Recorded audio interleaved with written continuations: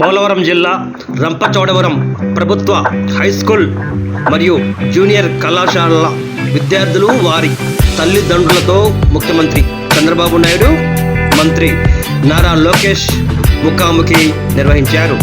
పాఠశాల ప్రాంగణంలో మొక్కలు నాటి వాటిని సంరక్షిస్తున్న విద్యార్థులను వారికి ఇచ్చిన గ్రీన్ పాస్పోర్ట్ను పరిశీలించి అభినందించారు ముఖ్యమంత్రి. అలాగే మొక్కకు తగిలించి ఉన్న ట్యాగ్పై QR కోడ్ స్కాన్ చేసి దాని యొక్క పూర్తి వివరాలు తెలుసుకునేలా వినూత్నమైనటువంటి మార్పులు చేపట్టినట్టు అధికారులు అలాగే వివరించారు.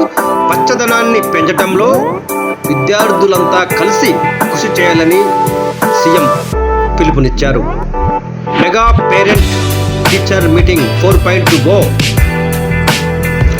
PTM 4.0 ఫోటో ఫ్రేమ్ వద్ద విద్యార్థులు వారి తల్లిదండ్రులతో సీఎం చంద్రబాబు నాయుడు, మంత్రి లోకేష్ ఫోటోలు దిగారు.